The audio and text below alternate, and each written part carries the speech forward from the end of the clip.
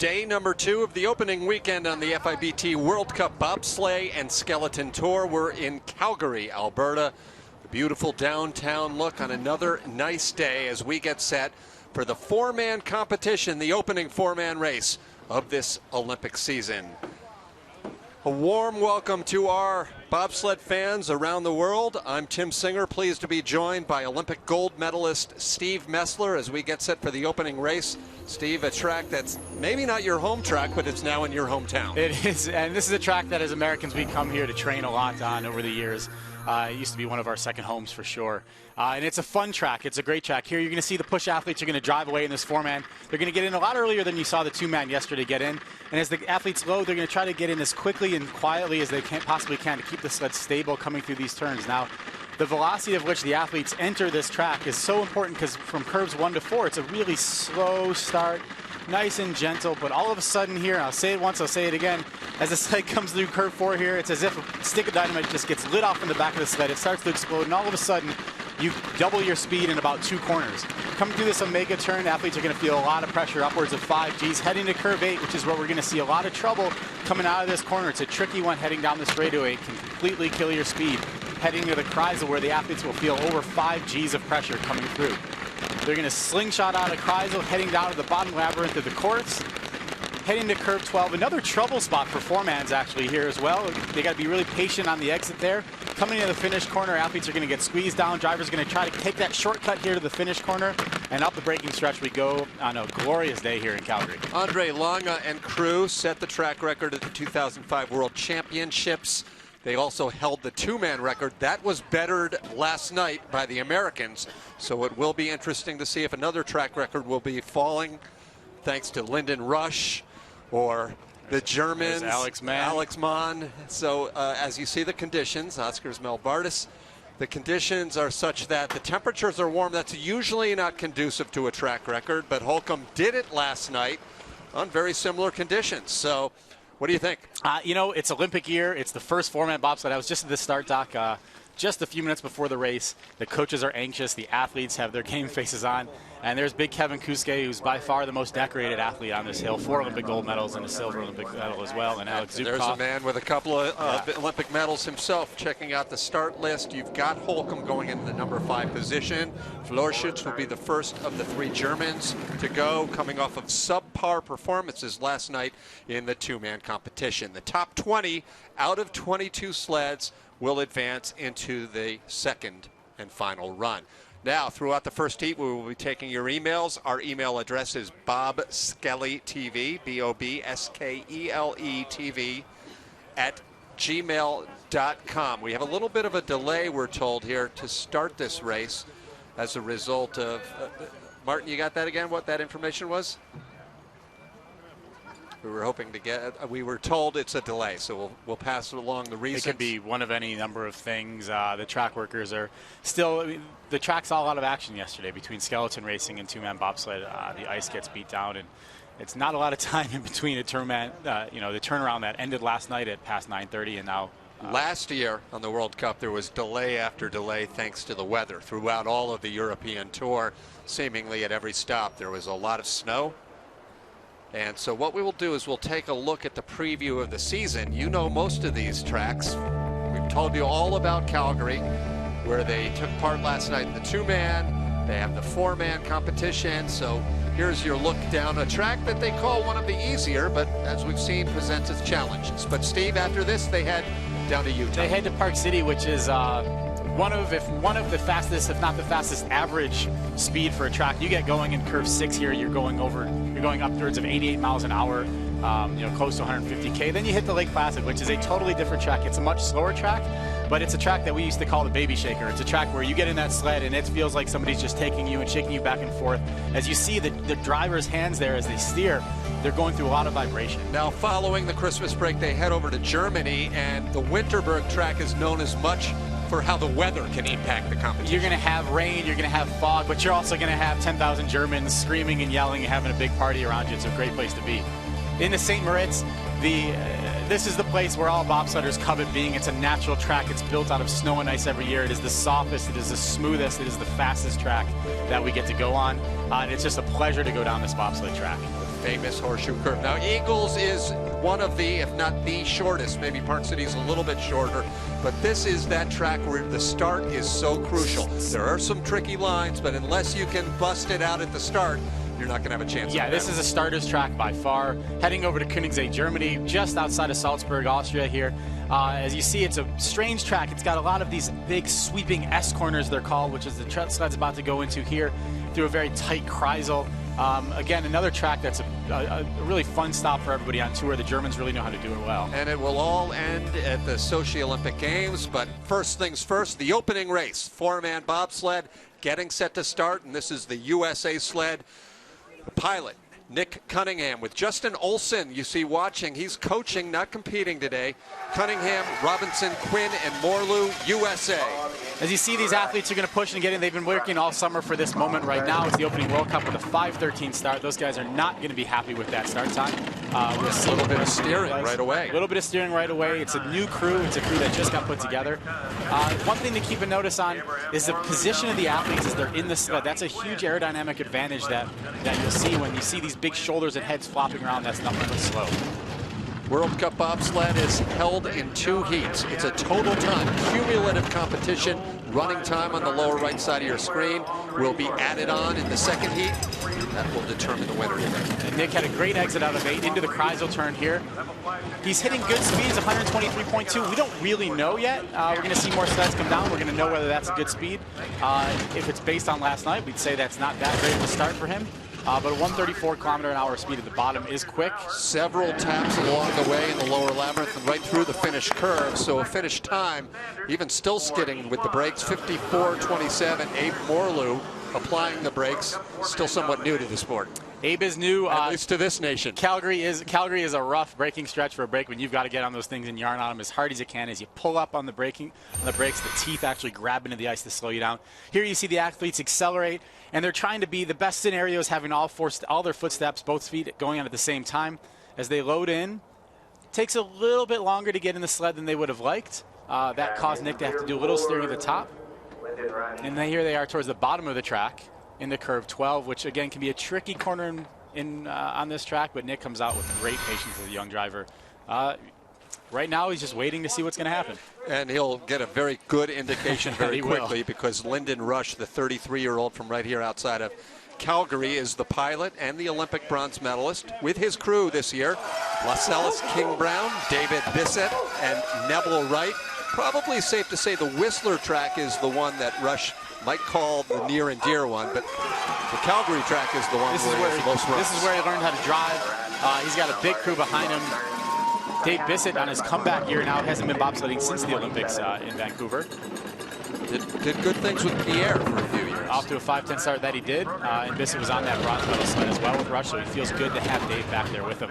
Now this is the home track. You're going to see how this track is driven by Lyndon here. Went from 300s to 400s from one split to the next.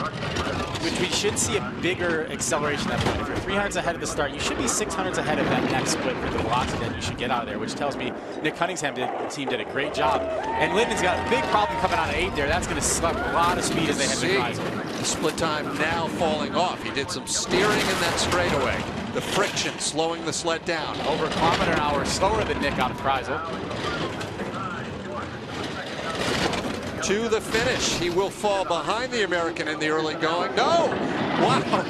He found it down at the bottom. That's, it's a tricky thing as you come out of 12, the way you come out, and Lyndon knows, just like we saw the Russians being coached by Pierre Luters, Lyndon knows the ins and outs of this track. He knows where to find the speed better than anyone else. What's interesting is that Nick made a lot of mistakes down in the lower half, but maybe that sled was set up a little better. Lyndon cleaned it up after this part. But here, it cost him. This cost him right there. He let it go a little bit too long, but his patience, you don't see the runners moving back and forth too much. He knows in the straightaway you can't do too much about it. In a 4-man, it's a little heavier than a 2. You can edge the sled back and forth a little bit more so. But you know what? Moving ahead of the Americans right away, they're going to be content with that, not happy.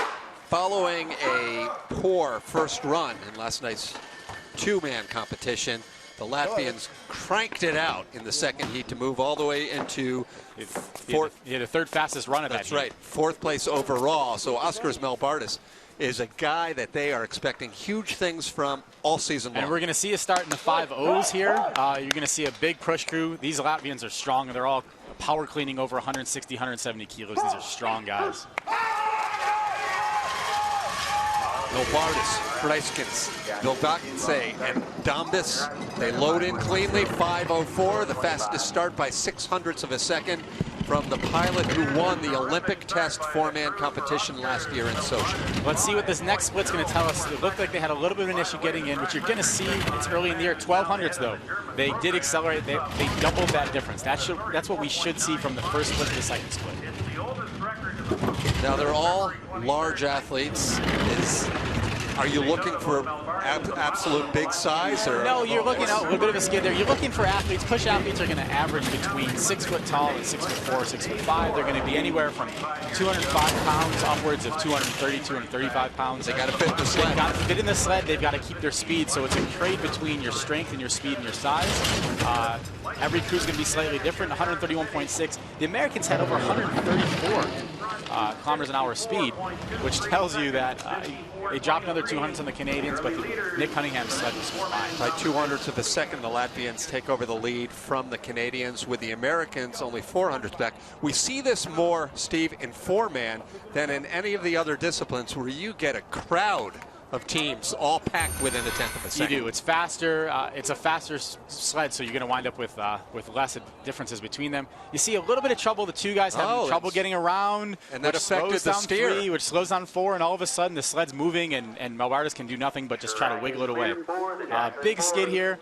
Again, we'll say it once, we'll say it again. The sled's fast straight ahead. As soon as you start turning that thing and needing to go straight ahead with it, you're going to wind up losing your aerodynamics. Well, we expect this next sled will not be in this group among the top 3. These are the British, and John Jackson is the pilot, along with Stuart Benson, Bruce Tasker, and Craig Pickering. And Jackson did great things in four-man last year, but only 3 months ago ruptured his Achilles. I spoke with their performance coach, Gary Anderson, just a little while ago. He said patience is the name of the game. We'd expect to see maybe a little bit of hard time getting into the sled here. It's a new sled. It's a narrow sled for these guys, and that's the problems we're seeing right there. They couldn't get down. I talked to their coach Pete before the race, and he said it's a new sled. It's narrower, which means that it's going to be faster aerodynamically, but all of a sudden you're having a hard time getting in. But they have athletes. And their start time was faster than both the Canadians and the Americans. Yeah, 5:08, they have athletes. The Brits have found some great athletes, and with John still hurt, they're going to get nothing but faster. A lot of these athletes, products of the Great Britain military, including Stu Benson, the number 3 man, part of the Royal Air Force. And we're seeing John's inexperience on this track come to fruition here. He's just having a hard time. The ice is hard here. It's dry. He's skidding all over the place. It's something that happens. We're going to see that a lot of the Europeans. We haven't been here very much. They've only had the World Cup tour come through Calgary twice in the last 4 years, twice in the last 6 years. So these guys haven't seen this track. So you're going to expect to see the North Americans and the experienced drivers really probably pull away from the young ones like John Jackson. That said, Jackson had 4 top 6 performances on the World Cup in four-man last year, and again, coming back from a devastating injury. He had a special surgery, but they are taking it very slowly. Yeah, and he got in probably a little bit earlier, and the crew, just like yesterday in two-man, they ran too far in four-man. They felt like they needed to do more to make up for their injured driver and give him a better start, and what it turns into is a little bit of a disaster at the top for them, which kills their speed and ruins their chances down the hill. And there they come, coming down the straightaway. Hugging that left wall is the last place they want to be as they head into Kreisel, because it's going to mean a late entrance and a really hard steer for the driver. As you see the brakeman here covered in snow after pulling those brakes, and the snow and the slush gets thrown up on top of them. It's quite the experience as the snow comes jetting out of the brake handles. USA number 1, piloted as it has been for the last 7 years by Stephen Holcomb. 33 years old from Park City, Utah. The winning pilot last night in the two-man is pushed by Kurt Tomasevich, Steve Langton, and Chris Fote. Fote, the brakeman, new to the night train, too. New to the night train. He moved on the brakes. Kurt Tomasevich is in at the 2 spot right now. Is a great load.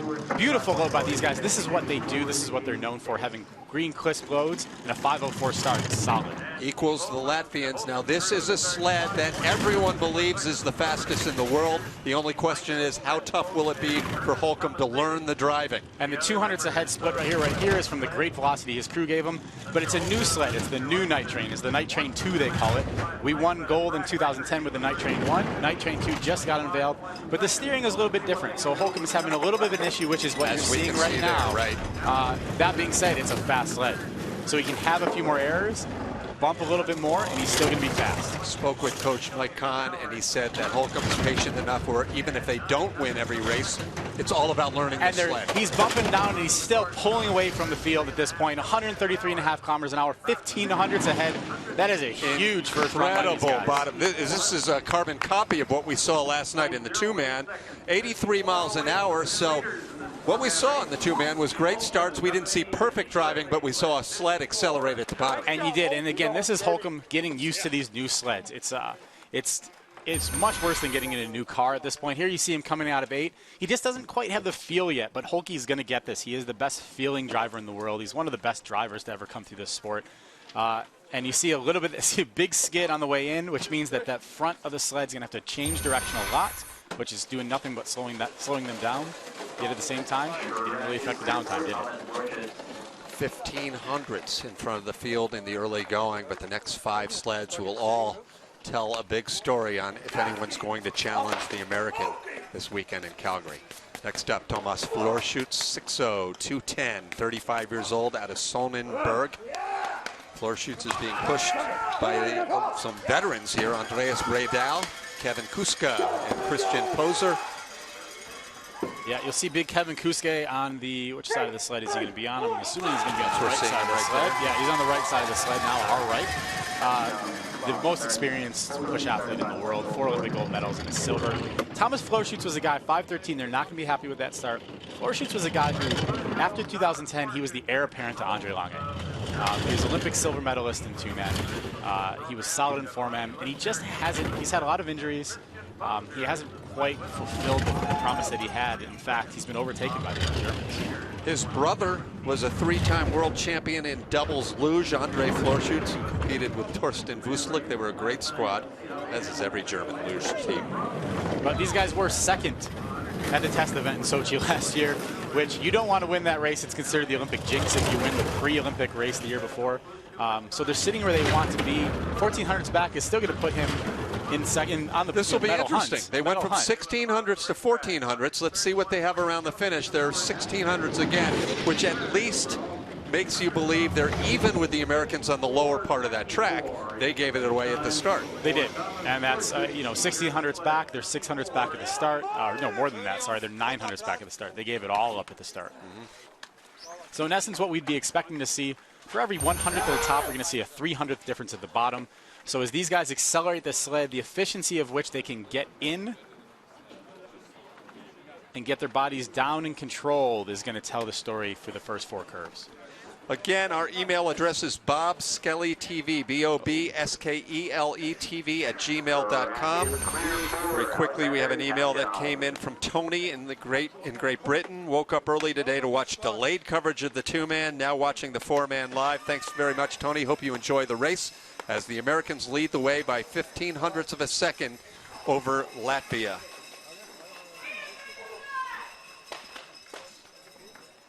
So we're seeing another young Russian here. He's got a crew. Philip Egorov is by far one of the more experienced Russian athletes that we have. Philip, fluent in English, friends with everybody on tour. He's one of the most liked guys out there. Trying to push this young Russian pilot to a medal chance today. Pilot is Alexander Kasyanov. Also Maxim Belugin. Pukarev on the brakes to a 5:12 start, 5th fastest. Yeah, they're going to be happy with that start time. Again, they're in North America. They're a little bit uncomfortable. It's a different food over here. It's different sleeping patterns. They're a little bit, well, these guys have been here for a few weeks. Their jet lag is gone at this point. But the longer they stay overseas and away from home, the vodka's still different. The vodka is still different as well, which will affect their performance, to say the least. So Kasyanov coming out of this corner 8 is crucial. A little bit of trouble, but he's able to control it. Have a great entrance to the Kreisel, 127.3. That's good speed. 2/10 back at that split. Here comes another one right here in the labyrinth. Last one before the finish. He falls farther back. These sleds are flying over 130 kilometers an hour here. As the push athletes come through that finish curve, they're feeling around 5 Gs of pressure, which means it feels like you've got a piano on top of you and a monkey jumping on top of the piano to bounce you up and down. That's the kind of pressure and forces that are happening in a bobsled. 7 sleds have now made their way down. We look at the start list. The next 5 can produce a couple of guys that may challenge the Americans. We've got Hefti of Switzerland, Arndt of Germany, Zubkov, Friedrich, and Spring. So but the Americans have really laid down the gauntlet in the early going. Yeah, Holcomb, Tomasevich, Langton, and Fote set the precedent. They were expected to do that. They had huge speeds in training. They had huge speeds in their the World Cup qualifying races for national team selection. But again, like you said, we've got beat Hefti, who isn't as much of a threat in 4-man.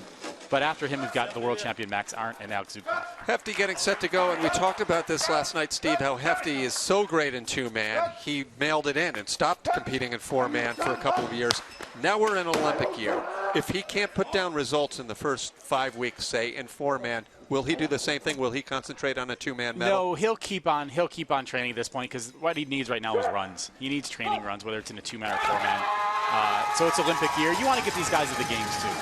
It's not fair for him and the 3 guys that are behind him not to try to put a 4-man slate at the Olympic Games to give them the opportunity to compete. Ask the Dutch and how disappointed they were when they pulled out. Precisely, but a big problem, you saw that it looks like a little brush to us. That is a speed killer at the top of the track when you're only going 40 miles an hour at that point. He's already 1900s back. That tells us that those guys had trouble getting in and Hefti had a hard time controlling the sled at the top. The sled comes to the 8 corner here. This is where we've seen people having trouble. There it is again, a big skid out of there and sideways into Kreisel corner. That's a very painful experience for the push athletes that headed that corner sideways and hit that pressure really hard. Still struggling here in the labyrinth as the speed hits 77 miles per hour. 3,300s back. We're not going to see him do anything but bleed more time with a 132.5 km/h speed at the bottom. 4/10 of a second back. Not, as you can plainly see in the switch coach's face there. Is that Eric Allard? It looks like it. Eric Allard, former French World Championship medalist back in the late 90s. So we're going to take a look, I'm sure, of the exit of 8 and that straightaway to Kreisel again. And the simple question, Steve, is there any way you can avoid this? I mean, we've seen virtually, it's just minimize it, I guess, is the goal. No, absolutely you can avoid this. You're going to see Chris Spring. I would have expectations he should be able to nail that corner. It's a strange corner because the radius changes. These corners they're not just perfect, like partial pieces of a circle. All of a sudden, curve 8, it's kind of flat, and then it curves really hard at the end, and it's a tricky thing to get, and it's literally just one steer on the way out, and if you miss it, if you do it the wrong spot or the wrong pressure, that's going to happen. 26-year-old Max Arndt, the German pilot, originally from Suhl, outside of Oberhof. That is the hometown of Andre Lange. This is Lange's follow-up protege. It's interesting to note, if we look at these start times, that among the top 5 in the standings, it was the other German sled that had the poor start time but the good downtime. So these sleds may be set up very well today. Yeah, Germans, this is his world championship team coming back. They didn't mess with this team. 5:10 start. 600s is a lot of time. You're going to expect to see him be over a 10th, if not 1200s back as they hit this. Maybe even 1300s back because the Americans had some great velocity. 900s. But again, we saw Florschutz turn it around a little bit at the bottom. That's a very good hope for Max Arndt right now. All he's got to do is drive this sled down. Skid on his way into 7 is not going to help, though. We hear so much about Christoph Langen. Ooh, huge problems out of 8. Langen, the driving coach, the head coach, but we never state enough how great these technicians are for the German program. Yeah, the Germans have such a massive, FES does a great job with their sled building program. 900s, he's going to draw some time back here. He went from a 10th back to 900s. I wouldn't be surprised if we're back in the single digits.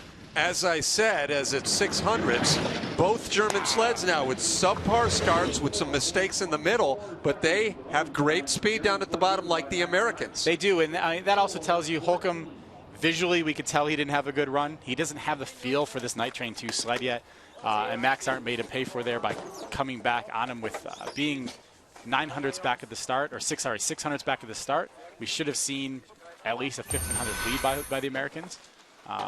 That just means we always called that just plenty of room for improvement. from Holcomb's standpoint. And we'll call that, it sets up for a much more exciting second run now. We head into the second run with the Americans up 1,500s on the rest of the field. Not quite as exciting and dramatic as now Arndt has made this a race. Yes. I would have expected a little bit more pleasant of a look out of Christoph Langen after a subpar start The and a great terms drive. pleasant look and Christoph Langen rarely are put in the same sentence. That's a very good point. I apologize. That may have been him excited jumping for joy. You're right. 39-year-old veteran, World Cup champion and two-time Olympic medalist Alexander Zubkov from Russia. These guys are our favorites for the Olympic Games come Sochi. He's going to head to his home track. Alex's job right now is to score some good points, stay healthy, and get his crew ready. Could see single digits here, 508, 509, if they, 508. 508. Look to be a good load. Alex is an experienced driver. He should have a solid top here. Got to bring it up again. You have to marvel over Langen's 1996 start record. They were able to pull that thing off in itself. 495 hasn't been touched for quite a long time. 498 is the fastest I've seen anybody go here. 500's back for the Russians here. If he nails this, it's going to be good things. He doesn't nail it. He has a bit of a skid. Yep, 700 starting to bleed some time back. But this is where the last couple sleds have started to catch the Americans. So we'll see what the Russians can do here. Alex is driving very well. Staying at 7. This has been fun because down at the bottom we have seen times reverse a little bit. 800s. You don't see that all of the time. Usually the trend goes one direction. It might reverse and then go way the other way. But these guys are all staying close at the bottom. They are, which is an interesting thing considering the top in Calgary is so crucial to the start. From curves 1 to 4, it's all about your start. It's so flat and it's such an easy drive that no one's going to be able to mess it up to do anything but come curve 4 and the sleds start to get up to speed, then you wind up coming out of curve 8 here, and this long straightaway can either accelerate you or burn your speed. And he burned a lot of speed going sideways. We spent a lot of time in the wind tunnel, and at no point do we turn the sleds sideways to see how our aerodynamics are going to be. That's because these sleds are meant to go straight, so he knows a skid is not fast. The first seat has completed action here. Still many more sleds to go. But there's a look at the standings with the Americans on top. Much more to come from Calgary. Little 2-minute break here. And again, your emails accepted. Comments and questions to bobskelly@gmail.com, S-K-E-L-E on the Skelly. And finally, Steve, they made a race of it there. This was threatening to be kind of an undramatic, boring second run with the Americans 1,500s up, but Arndt and Zubkov. And if we had to choose two people, those are the guys that we are expecting to see come back on the Americans here. We've got a good crowd. We usually have a good crowd here during four-man here in Calgary. It's a Saturday morning. It's a nice day. And you've got these guys who are accelerating these sleds up to over 130 kilometers an hour, 4 guys pushing as hard as they can. And when I say 4 guys, I mean 4 animals. These guys, I would put them up against anybody in an NFL combine, the top sleds here, guys that are pushing 504. They're power cleaning just as much as anybody in the NFL would. Their 40-yard dash times are going to be comparable. These are some great athletes that are here, and it's a fun sport to see. And that's been the trend in bobsled over the last 20 years at least, if not a little longer. For years, it was the sport of winter athletes only from the towns around the tracks. But now it is, if you're either searching in the NFL or on the tracks and fields around the world or in the weightlifting gyms, if you don't do that, you don't contend. Well, for example, I grew up in Buffalo. I went to school in Florida. Steve Holcomb's from Park City, Justin Olson's from Texas, and Kurt Thomas Edge is from Nebraska, and we won the Olympic gold medal. It's a very diverse crew now. These guys play Division I football. Often you've got football players who have the size and strength and speed, but maybe they couldn't catch a ball. Maybe they couldn't do something that would get them to the next level. But as recently as 20 years ago, when Brian Shimer was emerging as a World Cup medalist, and everyone was saying, Naples, Florida, what's he doing in a winter sport? Now that's not the exception, that's the rule. That is. You got guys from Georgia, from Florida, from Texas, all over the place.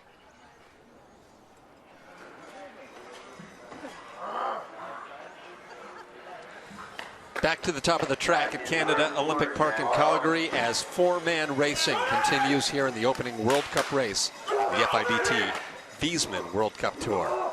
This is the Czech Republic sled driven by Jan Virba with Dominik Dvorak. Dominik Sushi and Mikhail Vacek. How'd I do with those names? I feel like you did pretty strong. Yeah, I don't always, but those seem to roll off a little more smoothly. Apparently, Dominik is just as popular as a name in the Czech Republic as Steve is in America, considering we replaced me with another Steve, and USA 1 has two Steves on it. So we'll check out the start here. They've got these spikes down on the bottom of their shoes to give them traction. Maybe Edwin can get this shot down there of the feet. It really gives you a good indication of how difficult this is. Yeah, great job. So what you're seeing here is you see hundreds of tiny little pins at the bottom of these spikes, and that's what allows them to run on ice as if it were just pure concrete or pure asphalt.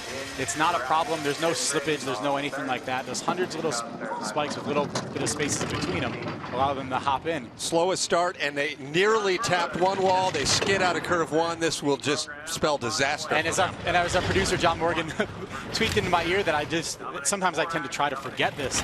Those hundreds of little pins in there, as you saw the Czechs having a hard time getting to the sled, I wouldn't be surprised if somebody stepped out of there with some blood on their calves, because those pins are really sharp and it's easy to cut each other up in there. So they are going to fall way back. I said it spelled disaster. That's a little harsh in a sport that has some pretty devastating crashes, but this is a very... the word disaster goes pretty far in this sport. That's right, yeah, you can't throw it around. But he's putting together a great bottom. He had a great exit of 8, a great exit of Preisel. When you have a good exit of a corner, when I say exit, I mean how the sled leaves the corner and how you can accelerate coming out of that corner by not hitting anything, but not only not hitting, but also catching the pressure in the right way to actually move your sled faster. Skidding around the finish, 0.6 of a second off the pace. They do fall behind Great Britain, and that's a little storyline we'll follow, because if John Jackson and crew from Great Britain can hang into the top 20, they'll get a second run, and it's all about getting more runs for that crew. Absolutely. As we see the Czechs load here, let's see what the problem is. The 3 had a big deal getting over that edge, as the 3 guy has by far the most complicated job, because he's got to, as he enters the sled, he's got to avoid the 2-man on his way in, as well as give room for the 4-man to get in. He's got to kind of sandwiches himself through there. Too many things happening, and that's what just caught this young crew. Most, if not all, of these larger nations have dry land push tracks, and they practice this maneuver all summer long. Chris Spring and crew for Canada. We're expecting to watch. We're expecting big things out of this crew this year. With a 5:06 start, that's the kind of start we were expecting to see. Spring, coming back from a crash 2 years ago, has been improving rapidly.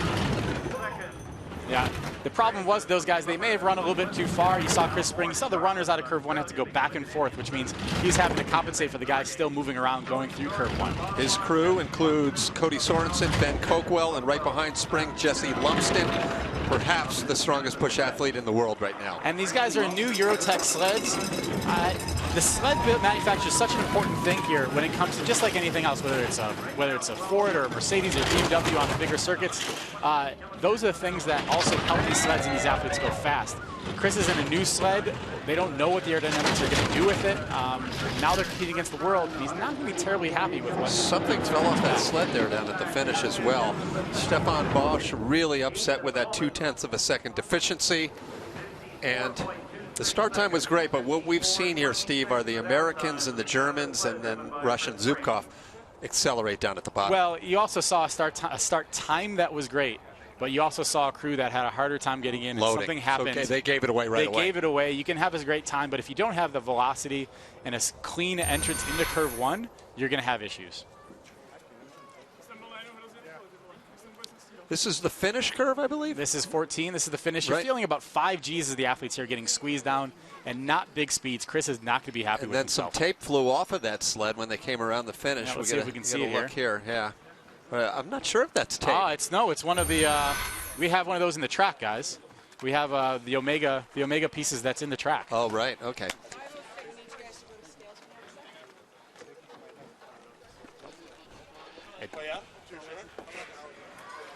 The third of the 3 German sleds now getting set at the top, and this is a great young pilot, perhaps the future of this sport. Francesco Friedrich with his crew, Johannes Baker, Gregor Birnbach, the middleman, the number 3 man, Alex Mahn out of Bavaria, who did really great pushing for Karl Ungerer for several years. There's still a lot of teams within the program in Germany. You've got that Berchtesgaden team, and you've got the the Suhl Oberhof crowd in the These are the Altberg. best guys from Germany. That being said, you can take the next 3, and they're going to be able to compete in the top 10 or top 15 on the World Cup. You could break them up into 4 different nations: the Sauerland, Bavaria, Saxony. You can. You've got, this is an experienced crew. Big Alex Mann is the leader of this crew. Again, having trouble coming off of Corner 1. A lot of teams are having that issue, and that's really going to slow them down at the same time, do nothing but help the teams that are already in the lead. 1,800's back already at the second split. This is a young driver. High hopes for him. He's only, I believe, 23 years old. Already has 2 World Championship medals in 2-man competition. So you know that there are some veteran pilots that just don't like to see him coming down the track that quickly. Yeah, late in the Kreisel at that point, they had to have a huge change of the nose, which is going to suck his speed away. 121.6. That's over a kilometer back from what we've seen the top stars doing out of the Kreisel. He will be hard-pressed to be in the top 10 at this point. We are looking at perhaps 11th or 12th place. 11th, a half-second back. And don't think for a second we can't overstate how competitive it is amongst the Germans. And Manuel Makata is sitting watching this live right now back home in Germany and trying not to smile too broadly. Indeed. You know, Friedrich won the majority of the national team races over in Germany. These guys came in here with big hopes. Let's see what they do at the start. That's a solid load, a little bit of an issue right at the end, but that's a solid load as you see these guys try to enter the sled all at one time and come down together. But there's that big skid. He's late coming out of corner 1, big skid up on the corner, and in essence, there's not enough pressure to be able to drive through the top of the track. So if you're a little late, the sled's just going to fall right off, and you're going to slide right into the next wall. 13 of 22 sleds have gone. It is probably safe to say the top 3, USA, Germany, and Russia, are safe in the standings. But we do not quite know everything we need to know about this guy yet. Oskars Kebermanis, a relatively new Latvian pilot who looked, or I should say, had some flashes of brilliance last night in the 2-man. He did. They had a big start. We're going to expect a big start out of the Latvians here as well. They've really turned, somewhere in the last 4 to 8 years, they've found the athletes, which has accelerated their program into the top 10. Raced 3 times last year in 4-man competition, had 1 top 10 finish. Let's check out this start time. Nice clean load at a 5:07. That's the time we've started to all of a sudden become used to out of the Latvians, and he's clean through corner 1. That's going to be a really good thing heading into the second split here. We should expect him maybe to be 600-700s back. Overcast day here, which is perfect for TV and for the crowd because it's fairly warm, but the sun isn't beating down hard. So it's comfortable temperatures. The ice not affected that much. Only 700s back still. As we come into curve 8 here, this is going to be a telltale. Not bad. Not bad. A little bit, hit a little bit of right wall there, but it kept him on the right wall. It kept a nice early entrance into Kreisel. 79 miles an hour. Exits the Kreisel fairly decent. This is where we see the Bodine, the speed of the Bodine sled and Team Holcomb that's in the lead right now. We see the speed of the Bodine sled at the bottom of the hill, the driving ability and experience for Holcomb take over. The Latvians just have no chance to catch them. 7th place. And if we get a chance soon to check out these standings, it is so tight between 4th and 9th. Separated only by 5/10 of a second. The Latvians are going to be happy with that. A top 10 for them right now in 4-man on foreign tracks. If this isn't his first time, it's maybe his second time at this track for the young Latvian. You see, lets it go just a little bit long. The pressure brings him off along that right wall, but that's better than the alternative, which is skidding and hitting the left wall coming down the straightaway. And good speed, only a kilometer back from the Americans. That's not that bad. I'm patting myself on the back a little bit because we set I'll get that for you. We set that up really nicely, saying the top 3 probably wouldn't be touched, but who knows what the Latvian would do, and he just did some great things. Veteran Italian pilot Simona Bertazzo with his crew of Francesco Costa, Giorgio Berdini, and I have never heard from this guy, William Frulani. Is he new? He's new. He's a new athlete that they've been able to find. Olympic year, people come out. People come out Olympic year, good athletes come out because the chance to get that Olympic glory to actually walk behind your flag at opening ceremonies is something that every athlete will covet and will work hard for this year. In the sport of luge, virtually everyone, 99% of those athletes are actually South Tyroleans who speak German. Italy's always managed to actually recruit from the Italian side of that country. But without those two tracks now, it'll be interesting to see if you get more Gunther Hubers back into the sport. Yeah, it's going to be, the Italian program is at a bit of a crossroads at this point now. Without a couple of tracks to access and hold World Cups and really get the country behind it and excited, it's going to be a fight to keep, because I can't assume Bertazzo is going to go. If he goes for the 4 years, I'll be surprised. Past that, there's really not anybody else in the program. And it's a very proud program as well. As he's not having a bad run on his way down here. 132.3 speed. That's solid speed from what we've been seeing for the last back half of the sleds here. All right. And there's Wolfgang Stampfer, the great Austrian pilot who's now retired from being an athlete, and he's coaching with the gold medalist Antonio Tartaglia. It's a great coaching combo they have. And a great tradition. Tartaglia was part of a gold medal winning team in 1998. Eugenio Monti also capturing gold. 1956, Cortina d'Ampezzo, and DeSordo, and it was Monti in 1968 in Grenoble, the track they set up and took apart pretty quickly. We have some news as we might check out this replay, but we have unofficial word that Melbardis, the Latvian team, has been disqualified. As you look at the standings, you will not see him in the top 5 anymore. Melbardis, it is official. Despite that 5:04 start and a great downtime, one of the favorites at the Olympics, Latvia's Oskars Melbardis, has been disqualified for being overweight. Wow. Sled and crew overweight. And we'll explain that here after we watch the crew from the home time team from Justin Cripps here push, and we'll explain what that means, being overweight at the bottom of the hill as you get weighed as you come down. Cripps, 26 years old, being pushed by Tim Randall, James McNaughton, and Brian Barnett, Graham Rinholm is now the brakeman here. This is a new young crew for Justin Cripps, being the young driver that he is. He's looking for a clean load from his crew right here. And he got it. 5:10 start. That's a great start with a great load by this young crew.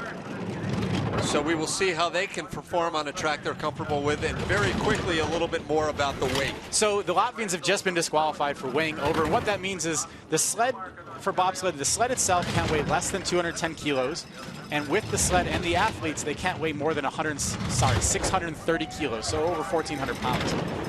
So what we just, with the assumption that they weighed over for certain things, is that they would have weighed over 630 kilos with the sled, everything you went down the hill in. Your helmets, your shoes, your booties, the things that cover up your spikes. That's a huge error on their part. That being said, I also did hear that on Thursday the scales didn't work here at the Calgary Olympic Park, which could have caused them to not be thorough enough. Maybe they didn't come back yesterday. And Cripps actually the top 10 finish there as we talk about the weight issue as a solid run from the young Canadian here. Incrementally, he lost about 0.6 of a second at each of the splits along the way. They had a good start at 5:10, but they sit in the top 10. In fact, there are 3 Canadian sleds in the top 10. Good news for the home crowd, as Rush is in 5th place and Chris Spring in 8th. Justin with a good drive on his home track. He's been living here living and training here between Vancouver and Calgary for the last handful of years since the last Olympics that he competed in Vancouver as a push athlete. And his crew's they're gonna be content with the top 10. Not excited about it, but content. Very interested to see what we'll get from the Dutch here. Edwin van Kokker has had some great performances in 4-man over the years, thanks in great part to Zebran Jansma, the number 3 man on this 4-man sled. Man on our left. Also joining Edwin are Bjor van der Zijde and Armo Clausen. No Arnold van Kokker, Edwin's brother, who's here in Calgary, that did not compete in 2-man or 4-man. Yeah, big Zebran Jansma didn't push yesterday, which we are kind of surprised about. As we see the big Dutch crew, Dutch being one of the tallest nations in the world, of course, they're going to field a big, tall bobsled team. 5:16 start. And the problem with having those big guys, you'll see that 2-man there, his helmet is very high. Sometimes you're gonna see him pop up into the airflow behind the driver's helmet. That's terrible aerodynamics, and it's doing nothing but drag the sled back. Yeah, it does look like they are really squeezed in there tight. Yeah, they've often been in a Singer sled. I'm not sure what sled they're in right now. They've often been in a Singer sleds, which are predominantly narrow sleds. When you have tall guys in a narrow sled, it's gonna squeeze them out the top. 3,300s back. The Dutch captured their first World Cup medal back in Koningsee, a bronze medal what an Olympic qualifying year and led them to making the team. It's a very exciting day. Yeah, the Dutch do have their standards of how you make an Olympic team. Van Kalker putting in a solid run here. 13th. You know, the Dutch, they just haven't been able to fulfill the promise that we've been hoping for from them for quite a while now at this point. And a 13th place finish, he's not going to be happy. His experience has been on this track plenty. They are veterans now, and it's just really a question of how much they have left in the tank and maybe pacing themselves towards Sochi. It was a big disappointment to really Dutch Olympic Federation people and to the bobsled fans when they pulled out of the four-man in Whistler, but it was such a dangerous track to some people that you really had to be comfortable if you were going to take the track. You did have to be comfortable as you see these guys load in. And yeah, it was a surprise. This is a dangerous sport. We compete in a dangerous sport, and if you ask me, we're bobsledders. We like to go fast. So. And there's no worse enemy than self-doubt. So, no. I mean, it's... As a driver, if you're at the top of the track and you're doubting whether you can actually get down on all four runners safe, it's dangerous for you. It's dangerous for the three guys behind you. And he just couldn't overcome that. As you see the graphic again, as we mentioned, Melbardis disqualified, overweight, very disappointing for the Latvians, offset only by a nice performance by the other Latvian sled, currently in 6th place. Here is the Swiss sled piloted by Gregor Baumann with Patrick Blokiga, Fabio Bedron, and Thomas Amrein. It's a mouthful today, isn't it? You're doing a good job. That's where I'm expecting to get emails from our listeners with the proper pronunciations. Gregor Baumann, a former push athlete for the Swiss, who's been behind the driver bar now and behind the D-rings for a good 7-8 years. You know, one thing that's interesting is we see a little bit of a subpar start time, 5.2. Slow velocity on the exit as well. One thing about the Swiss, a lot of the great pilots retire and then you don't hear from them again. I mean, the other nations, they stay with the sport seemingly forever. Where's Redo Goci? Where's Gustav Vader? Where's Martin Annan? Yeah. They're nowhere near the track. Christian Reich has moved over and he's been with the FIBT. He's with the Federation. With the International Federation for a while and not taking that knowledge and giving back really late into Kreisel there. I would hope we're going to get a replay on that one. That's about as late as you can possibly go without crashing into the Kreisel turn. Definitely Stokes knows that position pretty well. 6/10 back now. Very disappointing showing by the Swiss. The sleds in the second seat, their goal is just to maybe break into the top 10 and get a top seed in the next race. You see a disappointed Swiss coach at the top there. Eric's not going to be happy with that, and Gregor is not going to be happy. That being said, with a couple of the turns, they're going to be happy they're on all fours and safely down the track. He had several crashes on tour a couple of years ago when he was still learning how to drive. So we'll take a look at how close he came here. Yeah, that left, you see that left sled, the left wall getting hugged by the sled. If you're any later, what's going to happen is the sled's actually going to flip up into the corner because of the pressure. And we saw a rough exit out of the finish corner there as well. Sleds can either crash on the way out of a corner, or often you'll see them get so late into a corner, they're actually going to, the pressure is actually going to suck them up into the curve, and you're just going to flip right into it head first. Which, from experience, it's not a fun thing to do. Polish team is going next. Yeah, I think it might be safe to say that the most famous crash ever occurred in Kreisel of Calgary. It certainly wasn't to the bobsled circles, but it was the crash of the Jamaican team in 1988. I remember the announcer there for ABC Sports saying all they can do to stay upright, and sure enough, they went over. And the Poles with the wonderful speed suit. The Polish always have great bright speed suits. David Kupchak, the veteran driver, loads in quickly, fairly clean load, but then they skid. Too late. When that's the thing, is it was a clean load, but it was too late. The athletes ran 2 steps too far. Those drive lines end, and when the drive lines end, the grooves at the start that the sled is in the start so they can push it, when those things end, you need to be in and settled. These guys were still moving around side to side. Kupchak, as the driver, has 0 chance to control the sled at that point, and you wind up having that happen. And he's 5/10 of the second back and halfway down the track. This year's FIBT Congress was held in Poland, Gdansk. They move over to Monte Carlo for the Congress next year. I'm sure we're going to get a lot of complaints from everybody moving down to Monte Carlo for the Congress. And they're over. That happened very quickly. Stay in the sled, guys. What we just talked about in Kreisel, where you can come into a corner late and crash up into it, is exactly what we just saw happen. We're going to see a replay. We're going to hope that these guys are okay. as the brakeman kicks out. Chances are he actually kicked himself out. He didn't get sucked out at that point. At that point, it is a little safer to do that. It's a bit of a trouble if the sled starts to go backwards. Luckily, they're on the flat part of the braking stretch that they've stopped. Let's just hope that everybody's okay. These guys crash going upwards of 80 miles an hour at that point. Amazing. Lower Labyrinth, always an unpredictable spot. It doesn't catch the most visible excitement, but that's where you can turn it over It's quickly. usually on the exit of 12 where we see the problem, but Kupchak is not going to be happy with a crash on the way into 12.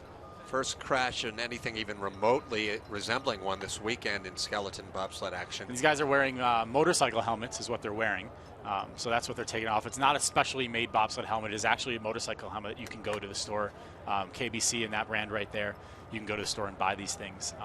The athletes also have what we call burn vests on underneath. So underneath these speed suits, hopefully for these guys' sake, they have something it's called a burn vest. It's a Kevlar-made material that covers your shoulders and your arms.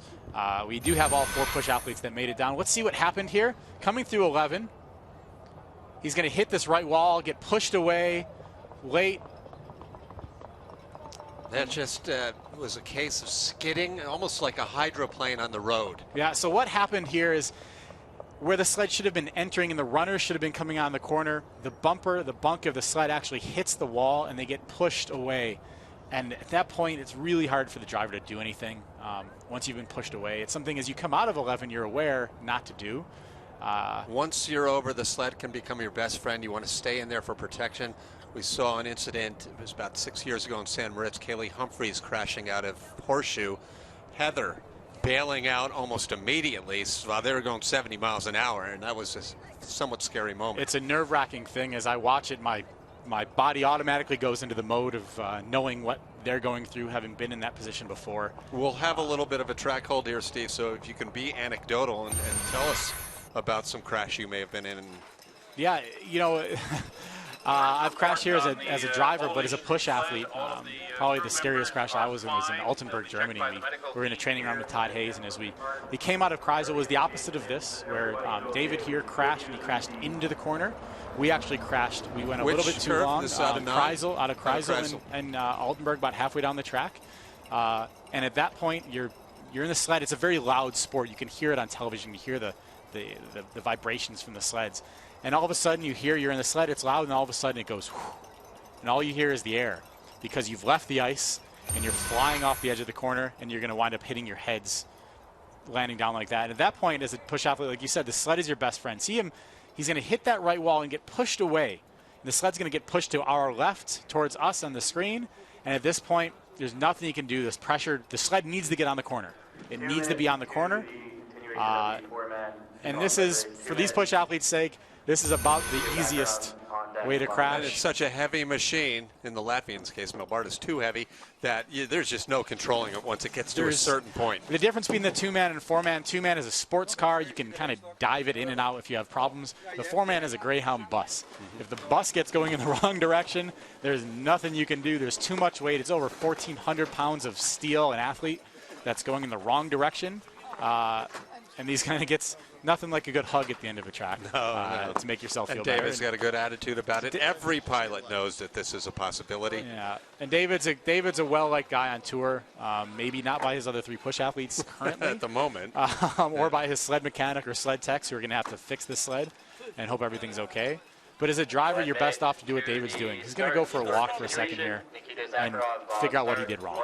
As you see him just go behind the Viessmann sign here to just collect himself and realize what did he do wrong so he could go over the program in his head right now. We should note that they do get a finish time because the sled crossed the finish at a point when all 4 were still in the sled. They do receive a finish time, albeit well in back of everyone else. So they have the opportunity to take a second run. That'll be based on what the athletes and the equipment. Yeah, well, chances are they're going to be out of the top 20. No, they're actually only 22 in the field. Oh, because we had a disqualification. That's right. We only have 2 more, right? Yeah. Or no, 3 more. Yeah. So they could get pushed chances out. are they're going to be 21st. No, the disqualification. So, yeah, they could be 21st, right? Yeah, chances are they're going to be 21st. But that's points. Yep. That's points, which is what they're needing in Olympic here. One thing that's interesting about this sport is there is no part really of any track that is immune from the possibility of crash. Yeah. I saw Todd Hayes, I don't know, maybe you were in the sled, crash in curve 3 in Lake Placid. I was in that sled. Yeah, what's your speed there? I mean, it's maybe 45 miles an hour at that point. Yeah. 45, 50. You know, there's corners in Altenburg, Germany. It's called the Benish curve because up top, curve 1. Curve 1, because Benish crashed in curve 1. Now, that being said, he did it on purpose in a training run. He did it because he wanted to mess with it in training. But it's possible. Right. Now, that being said, in a course like Calgary, pretty much from curve 4 on down. And we've seen crashes out of 4, out of 5, and everything, every other corner, you know, past that. Nikita Zakharov, the third of 3 Russian sleds. As action resumes, Russia currently sitting at 3rd and 9th. So this pilot looking to put 3 in the top 10. A 5:12 start for these guys. They're going to be happy, but we have a push bar out. Push bar still out. This is a very dangerous thing for the track workers and people down the sled. It is slow aerodynamically. It's like sticking your hand out the car window and feeling the wind. We see sometimes they'll reach up the arm and get it, but are they beyond the at point this of point, no they're return? well beyond the point of this. The push athlete doesn't know. What they're going to hope for is that hopefully it's going to hit a wall and actually get slapped in, which is, nope, it still hasn't happened yet. This is, we've seen in the wind tunnel, this is at least a 3 to 4/10 of a second drag going down the hill at this point. There's your 3/10 right there. So you're going to see them and they got knocked in. They got knocked in on the way into Kreisel, which is often what's going to happen. That's good news. A 12th best or 10th best start, and they're still actually fairly close. Yeah, and that was at least a couple tenths of a second. Now it really comes into play with the push bar being out at the bottom of the track when you're up into speed and the aerodynamics really kick in. But what's happened here is the athletes have gotten in. Maybe it's a new crew, maybe it's a young crew. It's the first World Cup season, World Cup race of the season. They're excited. They forget to do some of their checks and balances. Very safe to say that may have cost them the top 10 as they're 5,400s back. 10th place is 3,400s back. Absolutely. Let's watch the big rush in the back here. We've got Alexei Voyevoda, who is not a rookie. This is an experienced brakeman back here who, as you see him keep his head up right there, you saw his head up. That's what he's doing is he's hitting the releases for the brake handles. So he's got his head up to make sure as he hits the releases, he actually physically sees the push handles come in.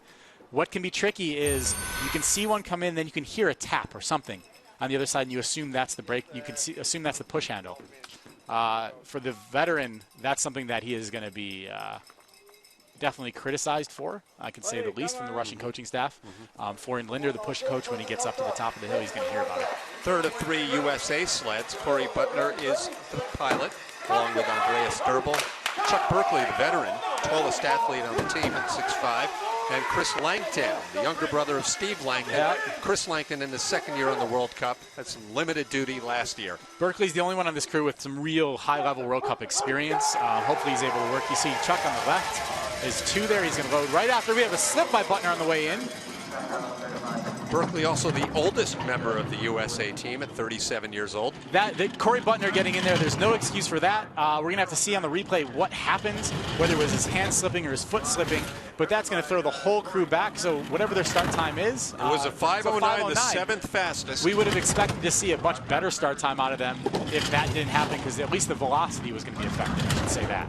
And they fall 1,700s back now. Now the goal is stay in the top 12. Corey's got to compose himself because that's an exhilaratingly terrible thing as a driver to have happen. He's got to compose himself, get his hands at the E-rings, calm down, and drive his sled and screw down, not only safely but fast. Smooth in and out of Kreisel. Their speed is 75.6 here in the lower labyrinth. He's having a good run. He's kept it together well. His speeds aren't great. 14th place. Mike Kahn. A little fist pump. I don't know if that was disappointment at the top or delight in how strong they looked at the bottom. Or a combination of I'm going to go with a combination of both. Mike Kahn, Olympic bronze medalist in 2002, and as well as a push athlete with Brian Scheimer, and a driver in the 2010 Olympics as well. Corey is not going to be happy with himself as he very calmly asks the cameraman to step out of the way with his hand. Well, let's take a look at what happened here. So as these athletes are pushing and pushing and pushing, Corey knows where he needs to get in. He goes and for some reason, he had his hand on the sled and decides to move it. And in essence, he's kind of pivot with his hands to jump up off the ice and into the sled. And as that hand left being on the cowling, it slipped in and Over his chest, went over on top of the sled. He's lucky he got in. Final sled here in the first run.